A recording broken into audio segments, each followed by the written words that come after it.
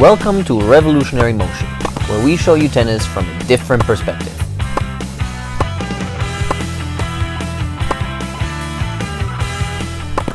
Have you ever wondered why Rafa Nadal seems to be the only successful player that actually swings his racket above his head when he hits his forehands? And should you do the same? Well, here are the answers to that. First of all, why does Rafa Nadal do that? When he swings his racket up, he creates a lot more topspin.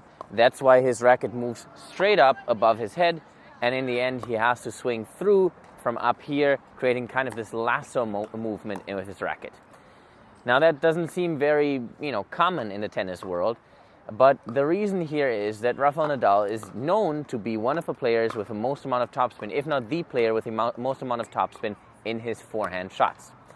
Now, if you look at it from a different perspective, like if you see it from the side, the reason why his racket goes that high up is because he's not swinging as much through the ball forward. If he did that, his racket would not follow through above his head, but like most players do it, follow kind of towards the left shoulder.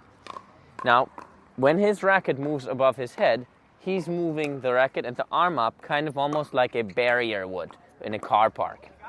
So why would he do that instead of swinging more forward?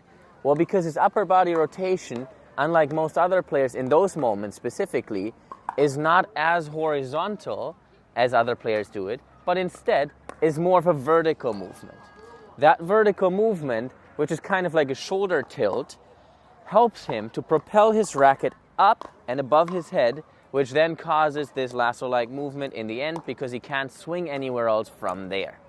Now, let's move on to the second question. Should you copy that? And the answer to that is very simple. You probably should not, because you're not going to be able to create as much topspin as he does, which doesn't mean that you couldn't use this technique, but the problem is that the more you swing up, and we explained that in another video that we're going to tag up here, the more you swing up with your racket, the less forward power you're going to create, and the more spin you're going to create.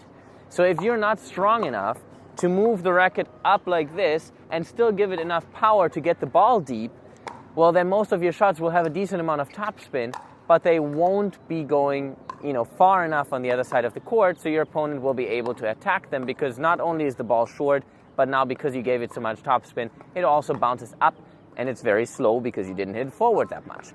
So that means it's a high ball that your opponent can kill by hitting down on the shot. Now, why exactly could you implement some of these elements in your forehand, though? If you're thinking about creating more topspin, you should think about having your upper body rotation happen less horizontally, so the racket doesn't just swing forward, but actually creating a vertical shoulder tilt in the process whilst rotating horizontally as well.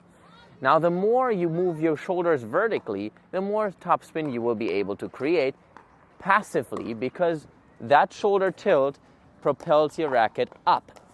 Now, try to think about it as the more topspin you want to add to your shots, the more your racket has to move up, and the racket doesn't move up because you pull your arm up, but it moves up because your left shoulder pulls downward, your right shoulder gets swung up in the process, which creates that upward movement in your arm.